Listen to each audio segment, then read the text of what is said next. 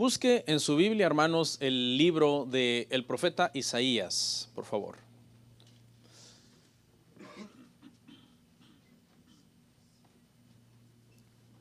Capítulo 6, versículo 1.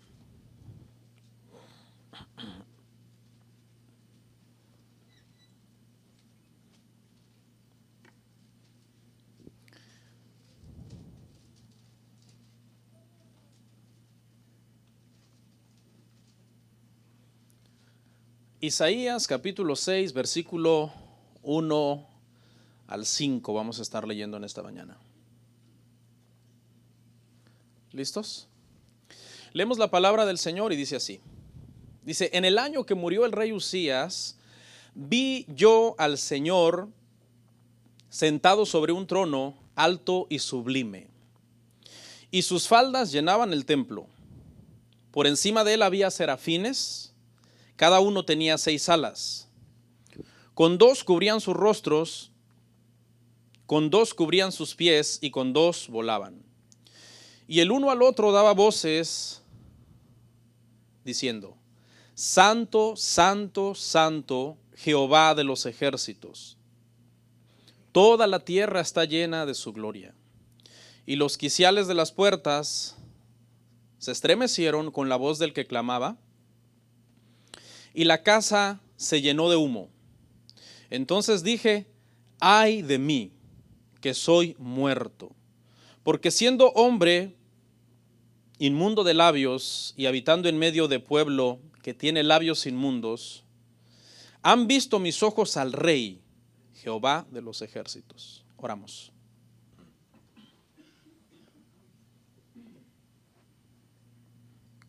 Padre Santo, te doy gracias en esta mañana por esta oportunidad que tengo de iniciar una serie bíblica, una más de muchas que hemos dado, y cuyo propósito, Señor, es edificar tu cuerpo, cada uno de sus miembros, para que tu obra siga siendo perfeccionada en ellos y sigamos alcanzando la estatura del varón perfecto y seamos aptos para la obra del ministerio. Como miembros tenemos una función, queremos hacerla correctamente, y cada vez que somos expuestos a tu palabra, somos alimentados, nutridos, fortalecidos, para andar como hijos de luz y ser luz en medio de la oscuridad y sal en medio de un mundo, Señor, que se ha corrompido y que no tiene temor, Señor. Pero nosotros queremos hacer la diferencia. Ayúdanos en Cristo Jesús. Amén y amén. Siéntese.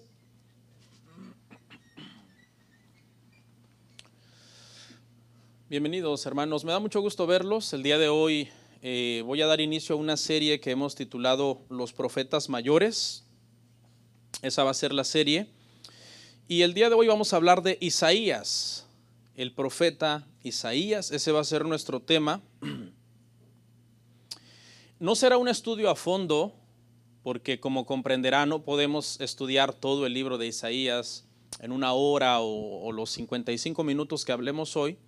Es demasiado, es uno de los libros más grandes de la Biblia, el profeta Isaías. Entonces, obviamente, vamos a ir sobre los puntos clave que nosotros queremos resaltar del libro, y también vamos a ver algunas cosas específicas del autor. Vamos entonces a estudiar el autor y el libro, las cosas importantes del libro.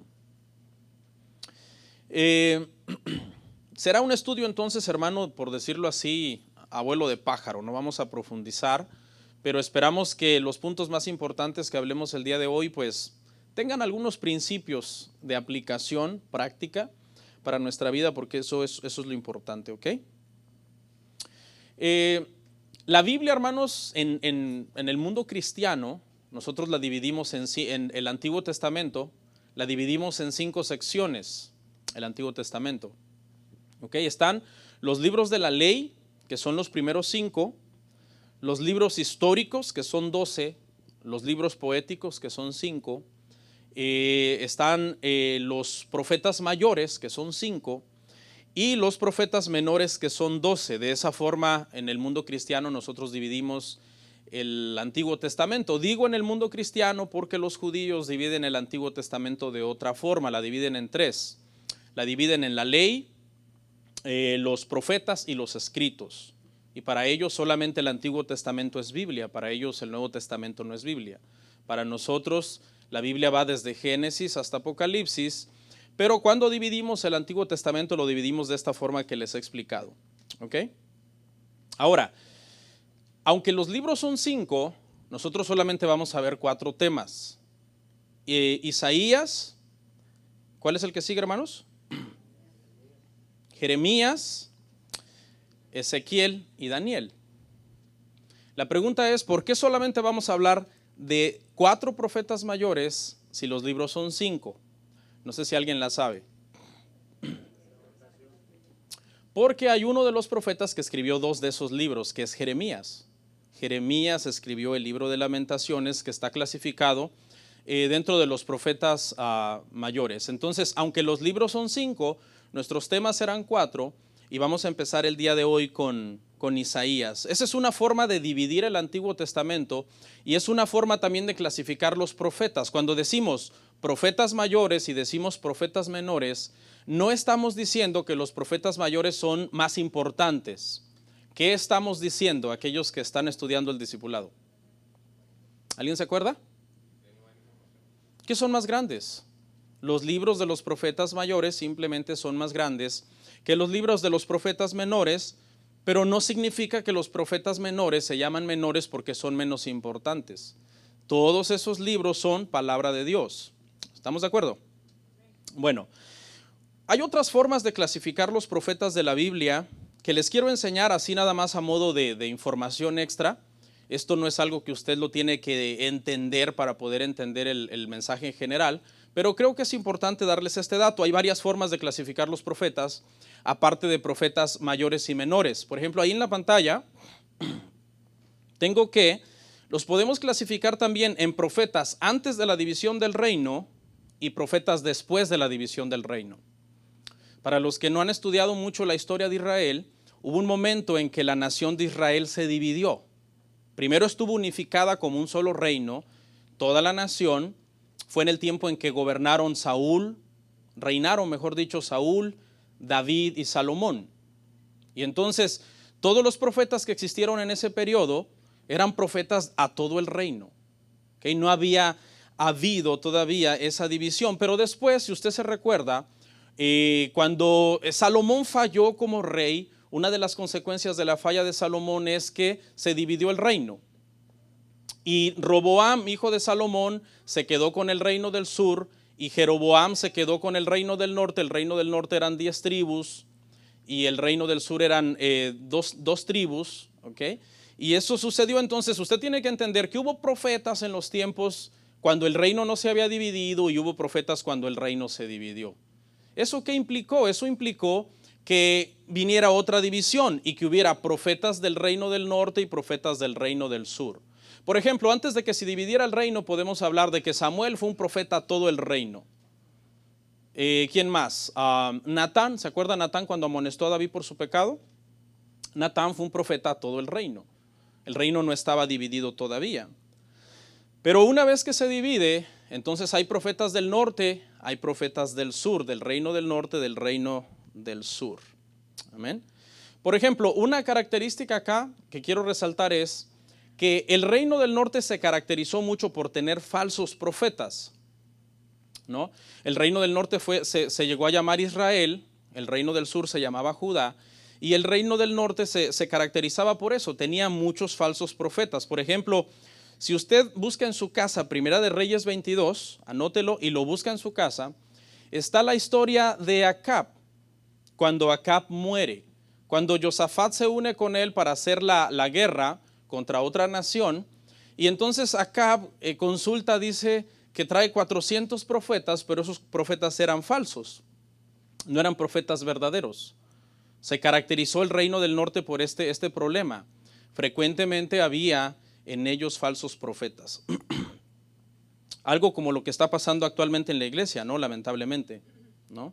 pareciera que estamos viendo los tiempos del reino del norte, porque hoy día se levanta mucha gente y dice, así dice el Señor, y el Señor no ha dicho nada, ¿no? Pero el reino del sur se caracterizaba más por tener profetas más temerosos de Dios. Otra división, hermanos, es también los profetas preexílicos, exílicos o posexílicos. ¿Qué quiere decir eso?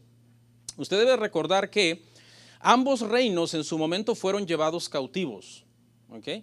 El reino del norte fue llevado cautivo en el 722 aproximadamente antes de Cristo por los asirios. ¿Okay? El reino del sur fueron llevados cautivos en el año aproximadamente 587 antes de Cristo por los babilonios. Entonces, obviamente, hubo profetas que existieron antes de que esos exilios sucedieran, eso significa preexílicos. Hubo profetas que existieron durante el exilio. Por ejemplo, Ezequiel es un profeta del exilio. Ezequiel nosotros lo estudiamos, pero cuando usted lo está estudiando, usted debe entender que Ezequiel está cautivo en Babilonia, está en la cautividad. Por eso es que es un profeta tan diferente de los demás cuando usted lo lee en su forma de escribir. Ese es un profeta exílico. Pero hubo profetas también, hermano, posexílicos, es decir, después del exilio. El reino del norte nunca volvió.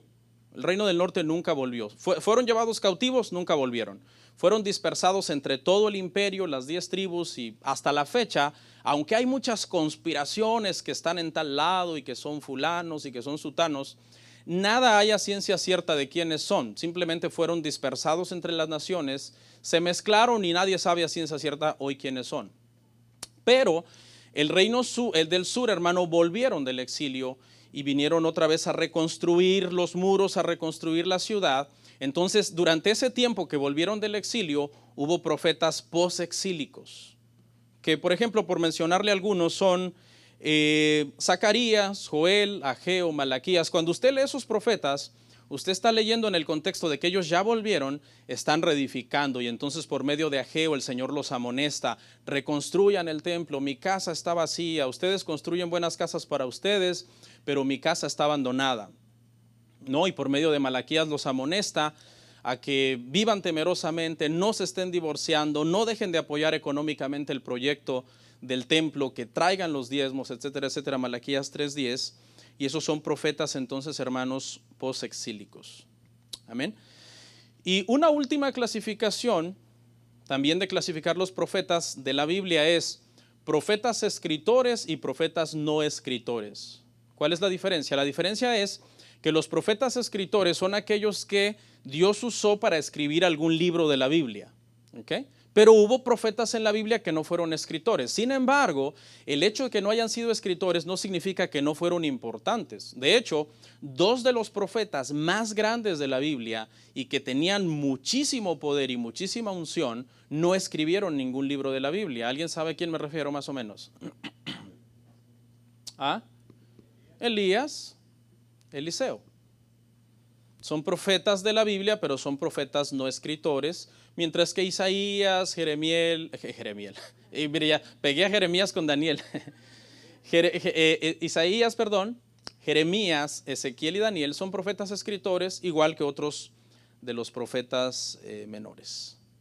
Esto no lo tiene que aprender, ¿ok? Ay, no aprendí esto. Esto es como una introducción meramente así teológica un poco. El que esté más interesado venga al discipulado, porque obviamente no quiero que esta serie de los profetas mayores suene como que estamos en un salón de clase, ¿no? No estamos en un salón de clase, estamos tratando de escuchar un sermón que sea de bendición para todos nosotros, pero creo que este dato es importante. A mí me traen luz estos datos para poder ubicarme en una línea de tiempo y entender el libro en el contexto histórico que se escribió. ¿Okay? Bueno, vamos a analizar el pasaje, hermanos, ahí en Isaías 6. Y mientras vamos analizando, yo voy a traer aplicaciones prácticas para usted, para mí, para todos. ¿Ok? Este libro, hermanos, se escribe 700 años antes de Cristo, aproximadamente. El nombre Isaías es bien interesante porque significa Jehová es salvación. Eso es lo que significa el nombre de Isaías. Isaías, hermanos, es el profeta mesiánico por excelencia. Eso quiere decir que es el profeta que más habló de Cristo, que más habló del Mesías que obviamente Israel estaba esperando desde los tiempos de Moisés. 1500 años antes de Cristo fue que vivió Moisés, y a Moisés se le prometió que iba a venir un profeta y que iba a venir un salvador para el pueblo. Entonces obviamente esa promesa fue respaldada por muchos profetas que comenzaron a dar ya detalles específicos y muy al punto acerca del Mesías. Entonces Isaías es el profeta en el Nuevo Testamento más citado. ¿Okay? El Nuevo Testamento cita más a Isaías que todos los demás profetas de la Biblia, precisamente porque el Nuevo Testamento es el cumplimiento de esas promesas, y entonces los autores del Nuevo Testamento pues citan la promesa para decir, ok, esto sucedió. Por ejemplo, cuando usted lee Mateo, usted va a encontrar, la otra vez que estudiamos Mateo, contamos que como 30 y no sé cuántas veces que decía, y todo esto sucedió para que se cumpliera lo dicho por el profeta, y había una cita obviamente, y la mayor parte de esas veces es el profeta Isaías, porque él es el que habló mucho, hermanos, del Mesías, ¿ok?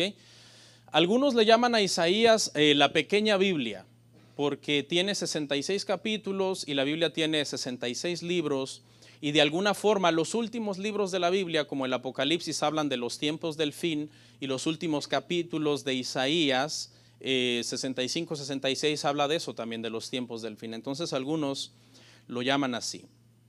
Vamos a ver, hermano, qué fue lo que dijo Isaías ahí en 6:1. Dice, el año que murió el rey Uzías. Y esto obviamente produce que se pueda ubicar en un tiempo históricamente de cuando esto sucedió en el reino del sur. Uzías había sido un rey, hermano, que había reinado por 50 años, ¿okay? en Judá, en Jerusalén, reino del sur. Porque Isaías es un profeta del sur, es un profeta de Judá, es un profeta de Jerusalén. Y en ese reinado, que había durado aproximadamente 50 años, el rey Uzías, hermano, había sido un hombre muy influyente en lo secular. El comercio se había disparado para arriba, militarmente habían construido fortalezas, torres. En lo económico, en lo material, hermano, el país estaba muy bien. El rey había hecho un buen trabajo en lo secular. Pero en ese tiempo, hermano, el rey había fallado rotundamente como líder espiritual. Uno de los trabajos, hermano, de los reyes era que ellos tenían que tener una copia de la ley de Dios y estarla leyendo constantemente para poder dirigir al pueblo y que el pueblo no se apartara del Señor, no se fuera detrás de los ídolos, no cayeran en pecados abominables como los que practicaban las demás naciones, porque habían sido llamados a ser una nación diferente, un pueblo santo, un pueblo apartado para Jehová, de donde obviamente pues iba a venir Jesucristo. Pero mire lo que hizo este rey. Vaya conmigo a 2 de Reyes 15:5.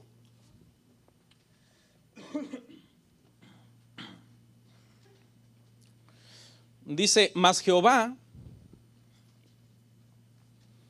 hirió al rey con lepra, y estuvo leproso hasta el día de su muerte. Y habitó en casa separada, y Jotam, hijo del rey, tenía el cargo del palacio, gobernando al pueblo. Este rey es Uzías, el rey en el tiempo en que Isaías tuvo la visión de Dios. Y enfermó de lepra, y una de las razones era, hermano, que Uzías había caído en el pecado de idolatría, ofreciendo incienso, hermano, para los dioses paganos. A ese nivel de maldad había llegado el rey Uzías. O sea, materialmente todo marchaba bien en el país, pero espiritualmente el país estaba mal. Y aquí hay una lección, porque muchas veces uno puede estar bien materialmente, pero mal espiritualmente, completamente mal. Hay gente que descuida la iglesia por el trabajo, descuida la familia por el trabajo, descuida sus deberes cristianos por el afán, por muchas cosas. Se me fue los monitores. Y tú dices, bueno, tengo dinero, estoy bien, pero espiritualmente estás mal. Y eso es un problema. Y por haber hecho este mal trabajo espiritualmente, hermano, el Señor trajo lepra sobre él. ¿Okay? La lepra en la Biblia es símbolo de ¿qué? Es símbolo de pecado. ¿Okay? Y obviamente era considerado inmundo, tuvo que ser puesto aparte, aunque era rey, pero estaba leproso, estaba enfermo. Y murió de eso, no sanó de esa lepra que le dio. Entonces, este es el contexto histórico, hermano, en el que Isaías recibe esta visión de Dios. El país está bien materialmente, pero el país está mal espiritualmente. El país ha caído en muchos pecados. Vayamos a ver Isaías 1:1, por favor. No sé qué pasó, pero él cambió el audio radicalmente. Se fue no sé si los monitores o algo cambió. Escucho muy diferente el sonido. Dice, visión de Isaías, hijo de Amós. Estamos leyendo 1:1 de Isaías. No, Isaías 1:1. Visión de Isaías, hijo de Amós, la cual vio acerca de Judá y Jerusalén en días de Usías, Jotam, Acaz y Ezequías, reyes de Judá. Este dato nos ayuda a comprender más o menos cuánto duró el ministerio de Isaías, porque dice que sirvió durante el periodo de 4 reyes diferentes. Amén. Y entonces de aquí los eruditos dicen que el ministerio de Isaías duró aproximadamente 60 años, o sea, cambiaban los reyes porque morían o porque dejaban de ser reyes, pero el ministerio de Isaías seguía vigente por todo ese lapso de 60 años. Aquí ubican a Isaías como hijo de Amós.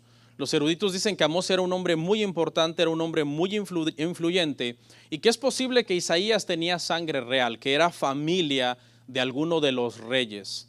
Era un hombre influyente. Isaías era un hombre de una posición económica acomodada, era un hombre estudiado, era un hombre muy preparado. De hecho, los expertos en el primer siglo, por ejemplo, como Jerónimo, cuando estudió Isaías y lo comparó con escritos de los más altos oradores griegos, él dijo que los escritos de Isaías eran de un alto nivel literario, que no tenía nada que envidiar a los escritos de estos oradores y filósofos y personas pues de alta preparación.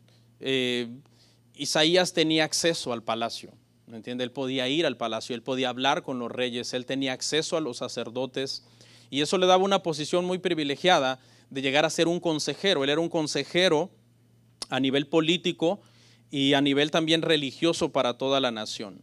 ¿Qué sucedió? Retomamos ahí en Isaías 6. ¿Qué pasó ese año? Dice, yo vi al Señor sobre un trono alto y sublime. Este es el llamamiento de Isaías al ministerio. ¿Ok? Note que aquí es el rey Jehová el que lo está llamando. Él había servido bajo el cuidado de varios reyes, pero eran reyes, hermano, que cometían muchos pecados, ¿no? Pero ahora lo está llamando directamente Dios, lo está llamando el Rey de Reyes, y dice que en la visión lo mira sobre un trono alto y sublime, los querubines están volando. El que quiera ver la exégesis de este pasaje, o yo no voy a hacer la exégesis, le busque un tema que yo di que se llama Dios es santo, y ahí usted va a ver la exégesis verso a verso de esta porción, porque no voy a entrar ahí. Pero, hermano, lo que quiero darle a entender acá es que el llamado de Isaías consistió básicamente en 2 cosas: reprender el pecado del pueblo, reprender la idolatría y todo lo que estaba haciendo mal el país, y hablarles del Mesías. Obviamente no fue claramente, ¿no? Los profetas hablaron por sombras, por figuras, no claramente, no les dijo va a ser así, o sea, dio detalles, pero que no eran específicamente, no dijo que se va a llamar Jesucristo, etcétera, etcétera, como nosotros conocemos hoy al Mesías, pero sí les dijo que había una esperanza. Una de las cosas que condenó, por ejemplo, hermanos, fue el ritualismo. Vaya conmigo a Isaías 1:10. La nación se había vuelto, hermano, ritualista, pero no adoraban a Dios de corazón. Isaías 1:10 al 15 dice: príncipes de Sodoma, oíd la palabra de Jehová. Escuchad la ley de nuestro Dios, pueblo de Gomorra. ¿Para qué me sirve, dice Jehová, la multitud de vuestros sacrificios? Hastiado estoy de holocaustos, de carneros y de sebo de animales gordos. No quiero sangre de bueyes, ni de ovejas, ni de machos cabríos. ¿Quién demanda esto de vuestras manos cuando venís a presentaros delante de mí para hollar mis atrios? No me traigáis más vana ofrenda. El incienso me es abominación. Luna nueva y día de reposo, el convocar asambleas no lo puedo sufrir. Son iniquidad vuestras fiestas solemnes. Vuestras lunas nuevas y vuestras fiestas solemnes las tiene aborrecidas mi alma. Me son gravosas. Cansado estoy de soportarlas. cuando extendáis vuestras manos, yo esconderé de vosotros mis ojos. Asimismo, cuando multipliquéis la oración, yo no oiré. Dice, llenas están de sangre vuestras manos. Primero el nombre, hermano, tan feo con el que se dirige a los príncipes de Judá y de Jerusalén les llama príncipes de Sodoma, pueblo de Gomorra. Los está comparando con aquel pueblo que en los tiempos de Abraham, hermano, fue destruido por el nivel de perversidad en el cual ellos habían caído. Y está llamándolos a estas personas de esa manera. Y les está diciendo, yo conozco su corazón. Yo sé que ustedes están pretendiendo que todo está bien, porque eso es lo que hace la religiosidad. La religiosidad da a entender como que todo estuviera bien, ¿no? La persona que sigue yendo a la iglesia, pero que su corazón realmente ya está desconectado de Dios. La persona que sigue profesando cristianismo, pero que ya su corazón realmente está seducido por el mundo. El pueblo estaba prosperado económicamente y siguieron con sus rituales, pero su corazón no estaba, hermano, en todos esos rituales. Ya solo lo hacían por mero compromiso, porque así lo dictaba la ley, pero realmente ya no había en ellos esa humillación, ese temor del Señor. Y por eso es que los está llamando de esa forma, hermanos, pues tan fuerte, ¿no? Príncipes de Sodoma, príncipes de Gomorra. ¿Se acuerda que estas naciones fueron destruidas a causa, hermano, del homosexualismo, ¿no? Y con eso los está comparando. Y es algo, hermano, es una comparación terrible. Luego también condena la idolatría. Isaías 40, verso 18.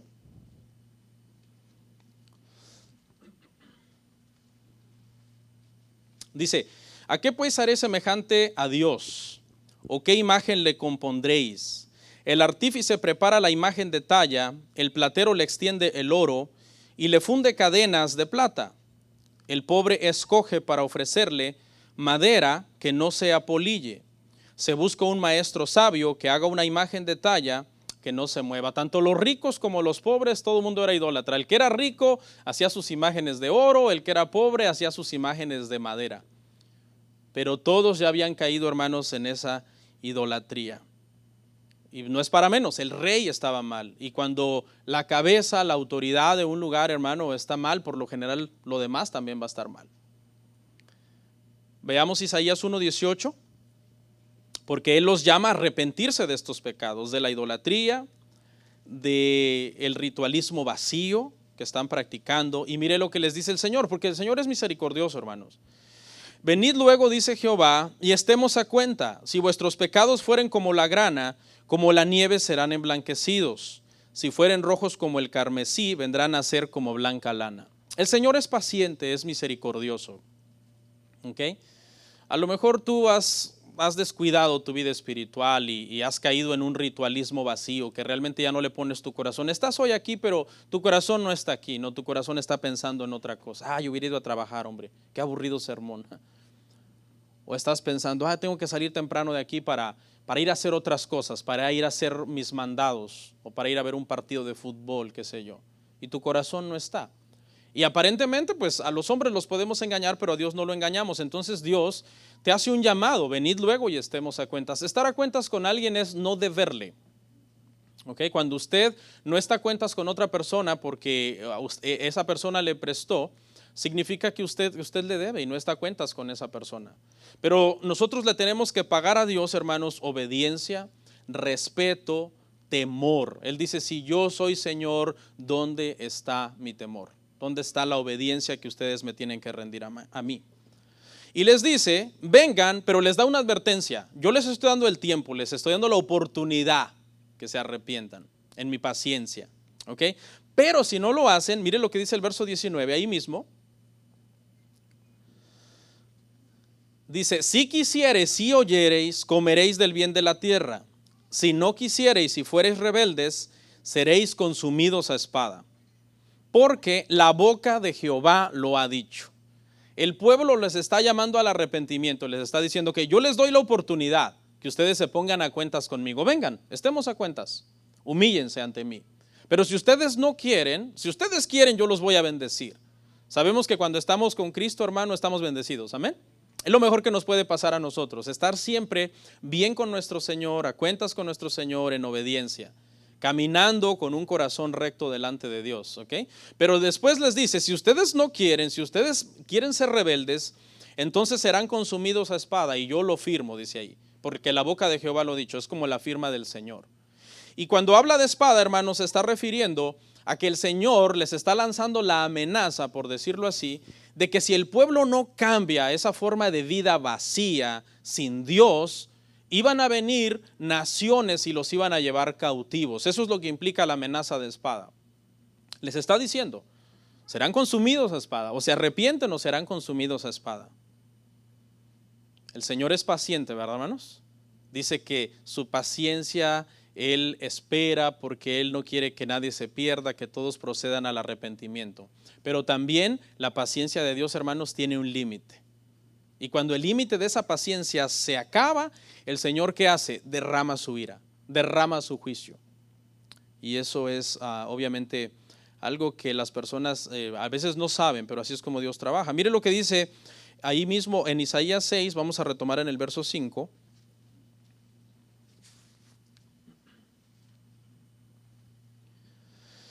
¿Qué dice Isaías? Dice, he visto al rey Jehová.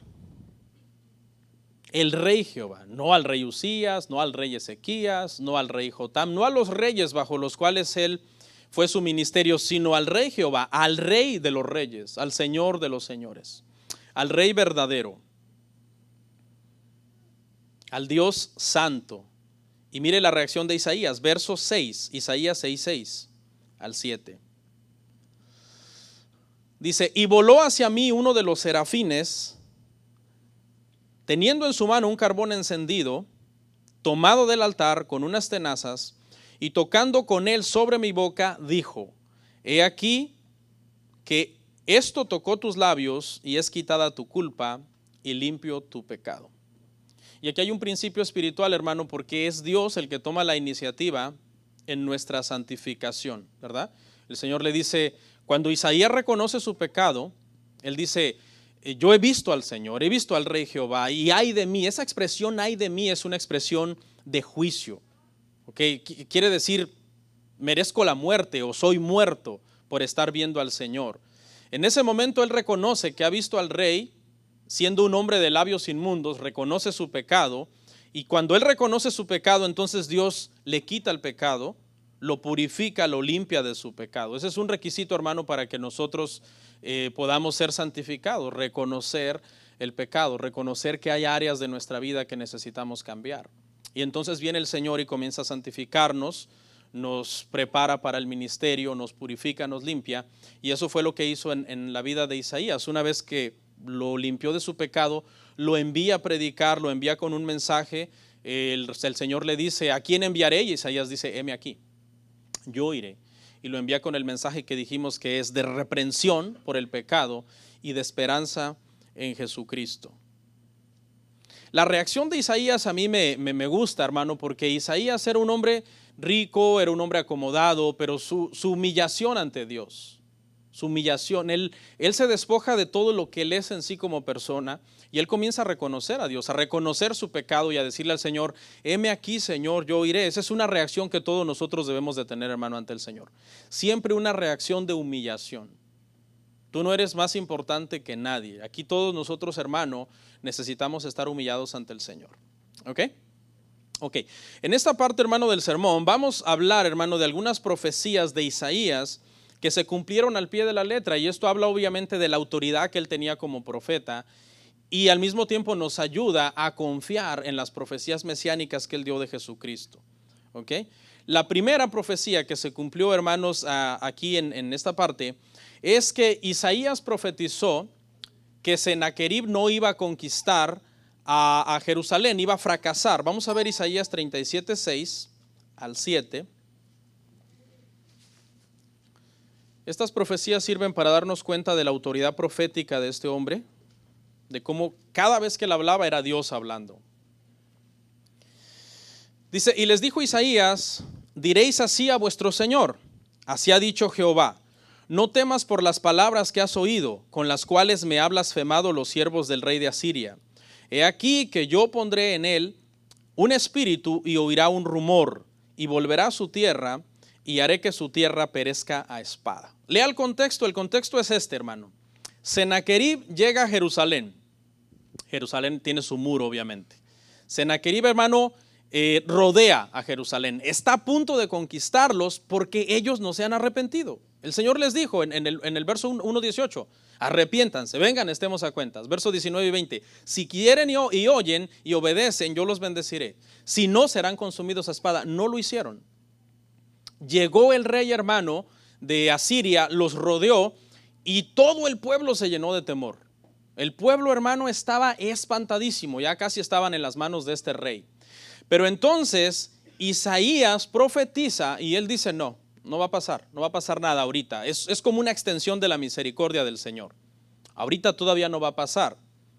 Este hombre va a oír un rumor de que algo sucedió en su tierra y se va a regresar y se va a ir, y obviamente Isaías lo está diciendo antes de que suceda, y las cosas suceden tal y como Isaías las dice. Si usted lee en su casa el capítulo 36 y 37, dice que cuando Ezequías, en este momento Ezequías era el rey, vio rodeada la ciudad, se humilló, rasgó su ropa y vino a la casa del Señor. Esperó hasta el último momento. O sea, el Señor ya les había dicho desde hace tiempo, arrepiéntanse. A veces Dios nos está hablando, hermano, arrepiéntete, vas por mal camino, estás mal, si sigues así te va a ir mal. Y a veces la gente no hace caso. Y eso fue lo que hizo Ezequías. Cuando debió de haber llamado al pueblo al arrepentimiento antes de que viniera el juicio, esperó hasta el último momento. Cuando se vio rodeado, se humilló y salió corriendo, dice, a la casa de Dios. Fue a la casa de Dios.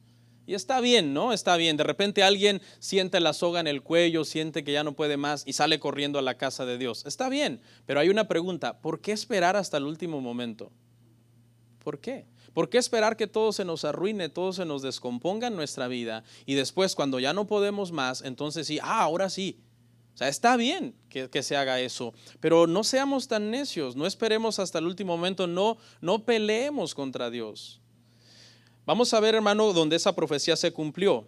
Verso 36, allí mismo, Isaías 37, pero verso 36. Isaías 37, 36. Mire lo que pasó. El profeta lo dijo que no los iba a conquistar. Y mire lo que pasó. Y salió el ángel de Jehová y mató a 185,000 en el campamento de los asirios. Y cuando se levantaron por la mañana, he aquí que todo era cuerpos de muertos. Entonces Sennacherib, rey de Asiria, se fue e hizo su morada en Nínive.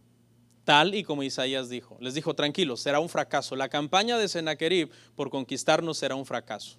Obviamente Ezequías se humilló y a través de la humillación de Ezequías Dios obró. Pero la palabra se cumplió tal y como el profeta, hermanos, lo había dicho. Dice que salió un ángel, solo un ángel, hermano. No necesita muchos ángeles el Señor.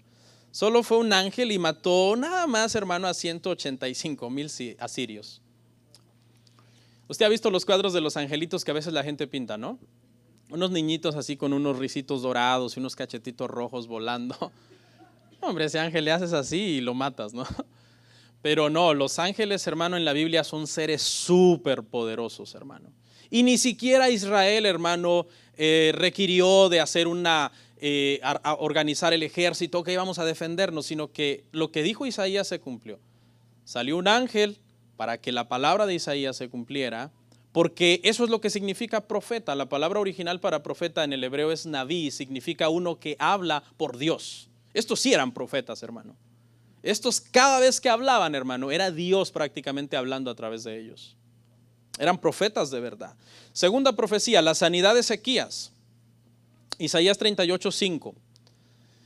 Dice, ve y di a Ezequías, Jehová Dios de David tu padre, dice así, he oído tu oración y visto tus lágrimas. He aquí que yo añado a tus días 15 años. Ezequías, hermano, cuando usted estudia la vida de Ezequías era un rey muy convenenciero. Él a veces estaba bien, era como doble ánimo Ezequías. Espero que no haya alguien así hoy acá. Ezequías era como doble ánimo. Cuando todo estaba bien, gloria a Dios. Y de repente se le olvidaba, se descuidaba, se distraía. Y hay mucha gente que a veces dice, voy a hacer el propósito de ir a la iglesia. Viene 2-3 domingos, después desaparece. Y después ya no tiene ese deseo de seguir adelante en las cosas de Dios. Más o menos Ezequías era así.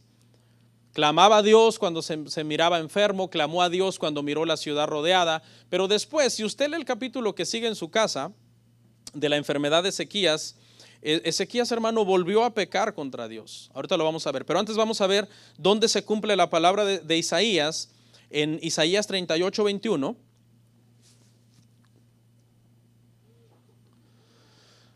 Dice, y había dicho Isaías, tomen masa de higos y pónganla en la llaga y sanará. Dios sanó a Ezequías, le extendió más años. Cuando usted lee este pasaje en otros libros de la Biblia, dice que Ezequías pidió una señal. ¿Qué señal habrá de mí? De que lo que dijo Isaías se cumplirá. Y dice que el profeta le dijo, retrocederá la sombra del sol 10 grados, lo que se conoce como el reloj de Acaz, ¿no? Y que retrocedió. Entonces eso era señal de que se iba a cumplir, y eso se cumplió a la perfección. El hermano fue sanado. Pero después que fue sanado, volvió a pecar. ¿Sabe qué hizo? Dice que lo vinieron a visitar unos reyes para enterarse de su salud. Oye, supimos que estuviste enfermo, Ezequías, a ver, cuéntanos. Y Ezequías cayó en orgullo.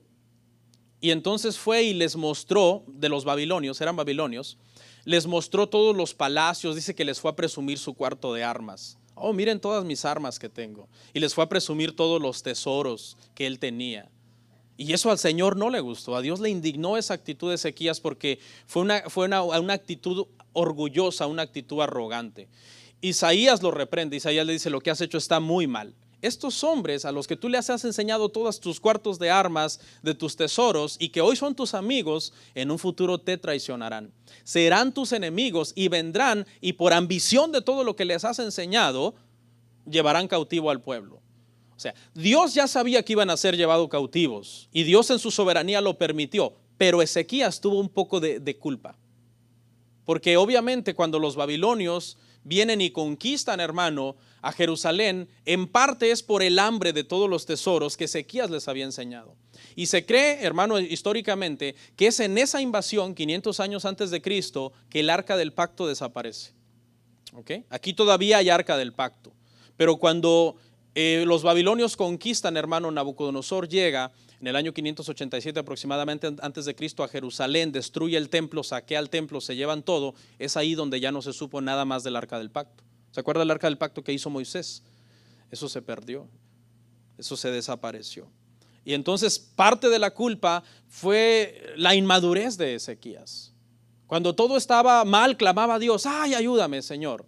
Y cuando todo estaba mal, se le olvidaba, se volvía arrogante, se volvía prepotente. Hay mucha gente así, ¿no? Que ya en medio de la tormenta se arrodillan, como dice el dicho. Pero cuando todo está bien, se enorgullecen, se vuelven altivos y hasta pueden blasfemar de Dios. La tercera profecía, hermanos, es que Isaías profetizó que Ciro libertaría la cautividad babilónica, libertaría a Israel, a Judá, perdón. Isaías 44, 28.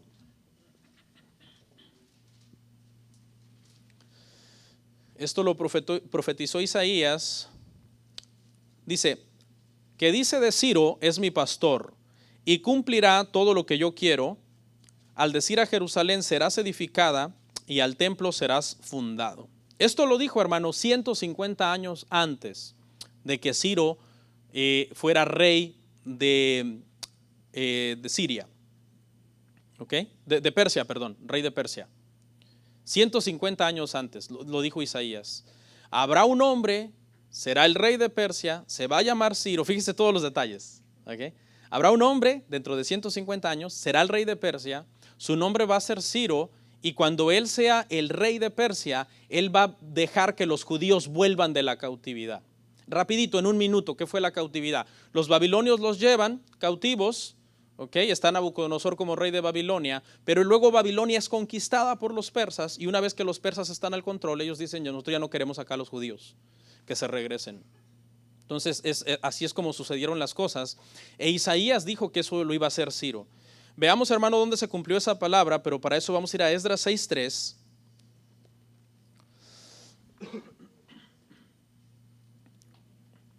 Esdras 6:3, mire cómo se cumplió al pie de la letra lo que dijo Isaías. Dice, en el año primero del rey Ciro, el mismo rey Ciro dio orden acerca de la casa de Dios, la cual estaba en Jerusalén, para que fuese la casa reedificada como lugar para ofrecer sacrificios, y que sus paredes, y que sus paredes fuesen firmes, su altura de 60 codos y de 60 codos su anchura, tal y como Isaías lo había profetizado. Note, hermano, que Isaías profetizó que iban a ser llevados cautivos. Él les dijo, si no se arrepienten van a ser llevados cautivos. ¿Se cumplió? Sí. Pero no solo profetizó la cautividad, sino que profetizó la liberación. Muchos años antes, él dijo que iban a volver. Nosotros sabemos que la razón por la que los judíos vuelven es para que se cumplan todas las profecías de Jesucristo. Esa es la razón para la cual Dios permite que vuelvan, hermano, nuevamente a Jerusalén. Y ya cuando usted lee en el contexto la historia, entonces es ahí cuando ellos vuelven, y vuelve un grupo con Esdras, y vuelve un grupo con Nehemías, y vuelve un grupo con Zorobabel, que comienza la reconstrucción del templo. Viene Malaquías, que es el último profeta del Antiguo Testamento, y entonces entramos al periodo intertestamentario, que el Señor lo usa para preparar todo para el nacimiento de Jesús. Amén. Y ahora, hermanos, vamos a entrar a lo que pues la verdad más me interesa, y es que son las profecías mesiánicas. Todo lo que Isaías, hermano, habló acerca de Jesús. De hecho, Isaías 53 es conocido, hermano, en el mundo teológico como el protoevangelio. Proto significa primero. Que Isaías 53 es el primer evangelio de la Biblia, ¿no? Se podría entender entonces que Mateo, Marcos, Lucas y Juan son los evangelios de los evangelistas, pero Isaías 53 es tan claro a la hora de describir a Jesús que se le conoce como el protoevangelio de Cristo.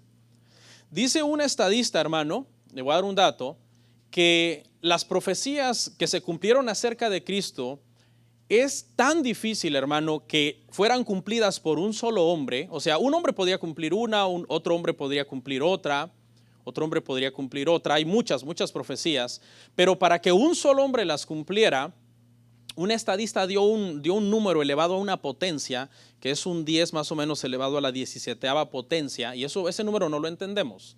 No tenemos la capacidad de entender un número con tantos ceros, pero él dio una ilustración para que entendiéramos ese número. Y la ilustración dice que para que un hombre cumpliera esas profecías al pie de la letra, es tan difícil como si el estado de Texas se tapizara de billetes de dólar y tuviera una profundidad de 2 pies. ¿Cuánto es 2 pies? ¿Más o menos así? ¿Sí? 2 pies. ¿Cuántos billetes se ocuparán para, si los pones estaqueados uno sobre otro, hacer 2 pies? No sé. Pero es como si todo el estado se cubriera con billetes de dólar, todo el estado de Texas, de 2 pies de profundidad, y entonces tú marcaras uno de esos billetes al azar, ¿no? Que tú caminaras una cierta distancia en cualquier dirección a donde a ti se te pegue la gana, y agarrar un billete de cualquier parte a cualquier profundidad, a un pie y medio, a 1 pulgada, etcétera, y lo marcaras con una marca, un Sharpie, una X o algo así, y que entonces le pusieras a un hombre una venda en los ojos y que lo mandaras a buscar el billete, y que el hombre fuera y a la primera vez agarrara el billete que tú marcaste. Esa es una ilustración para que nosotros entendamos lo difícil, hermano, que era que un hombre cumpliera tan a la perfección las profecías, todo lo que se había dicho acerca del Mesías. ¿Y sabe quién las cumplió? Jesús.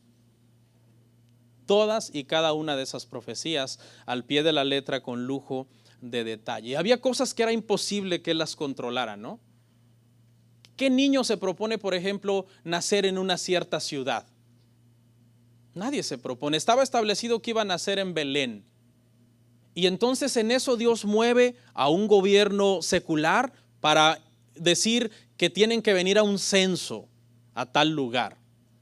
Y entonces María y José van a aquel lugar, van al censo, y es como si Jesús dentro estuviera diciendo, tengo que nacer ahora, porque aquí tengo que nacer en Belén, porque está profetizado, creo que es Miqueas 7:2, y tú, Belén, la más pequeña de Israel, etcétera, etcétera, de ti nacerá el príncipe, un guiador, etcétera.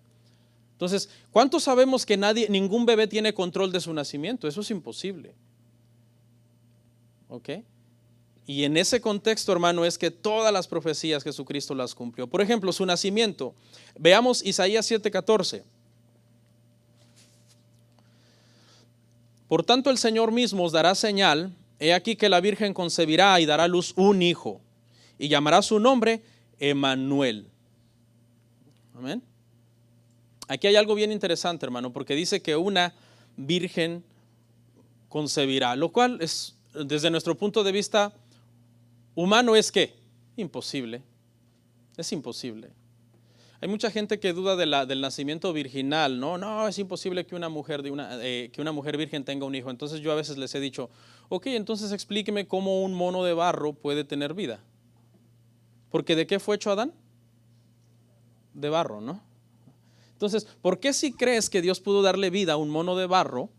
¿Y por qué no crees que una mujer virgen en el poder de Dios y de una forma que no entendemos puede dar a luz a un hijo? Tiene sentido, ¿no? ¿Verdad? Para Dios no hay nada imposible. Pero aparte esto encierra un misterio, hermano. ¿Sabe por qué? Porque en Génesis 3:15 estaba establecido que la simiente de la mujer destruiría la simiente de la serpiente. La palabra original para simiente, hermano, en el hebreo es sera, y significa, en el griego es espermata, y es la misma palabra de donde viene la palabra espermatozoide. Pregunta, ¿una mujer tiene espermatozoide? No. Entonces, ¿por qué está diciendo de la simiente de la mujer? Como si la mujer tuviera espermatozoide para poder engendrar un hijo. Sabemos que las mujeres no engendran, las mujeres solamente conciben, el que engendra es el hombre. Entonces explíqueme eso. Y lo que significa es, hermano, es que Dios está diciendo, va a ser de tu simiente, es decir, solamente de una mujer sin el espermatozoide humano, sin el espermatozoide de un hombre. Y de esa forma es que va a nacer el Mesías. Y fue así. La Biblia dice claramente que José fue solamente un tutor de Jesús, porque María en realidad dice que concibió y del Espíritu Santo. El Espíritu Santo la cubrió, el poder del Altísimo la cubrió, y fue de esa forma, hermano, que Jesucristo fue engendrado por Dios, ¿ok? No por hombre. Mire lo que dice Isaías 11:1. Isaías 11:1 dice, saldrá una vara del tronco de Isaí y un vástago retoñará de sus raíces. La figura es esta, la figura es que hay un árbol que es Jerusalén, es cortado y es llevado cautivo a Babilonia. ¿Ok? Esa es la figura. Queda el tronco.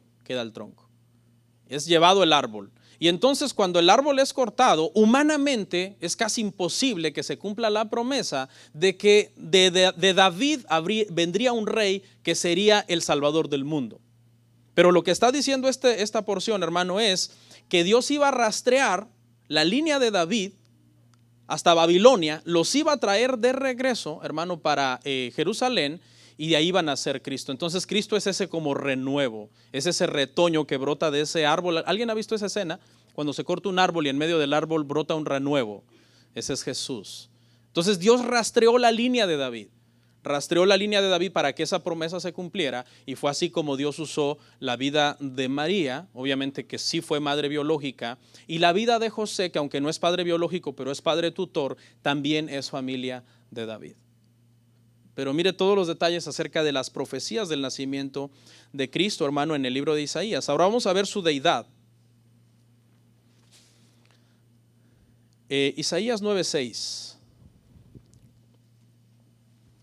Isaías 9:6 dice, porque un niño nos es nacido, hijo nos es dado, y el principado sobre su hombro, y se llamará su nombre admirable, consejero, Dios fuerte, Padre eterno, príncipe de paz. Y aquí está la deidad de Cristo, Dios fuerte, en hebreo El Gibor, uno de los nombres de Dios, uno de los nombres con el que Dios se identifica por todo Isaías, Dios el Padre, El Gibor, es el nombre que se le está dando a este hijo. Y me llama la atención que dice, niño nos es nacido, o sea, como nos nació para todos, le nació a María, pero no es de María. Niño nos es nacido a todos nosotros, nos es dado. Está hablando, hermanos, el profeta Isaías en plural, porque en él obviamente estaba la salvación para todos nosotros, judíos y no judíos, esclavos y libres, todas las personas que vienen a Cristo, dice, hermanos, que él no los echa fuera. Será su nombre Emmanuel, que es precisamente eso lo que significa Dios con nosotros. Cristo es Dios, Cristo es una de las personas de la deidad, ¿okay? De la pluralidad de Dios, de la Trinidad de Dios. y es una doctrina principal para nosotros como cristianos. ¿Ok? Esa es la buena noticia del Evangelio de Jesucristo. E Isaías, hermano, nos habla también de su ministerio. Isaías 52, 13 al 15.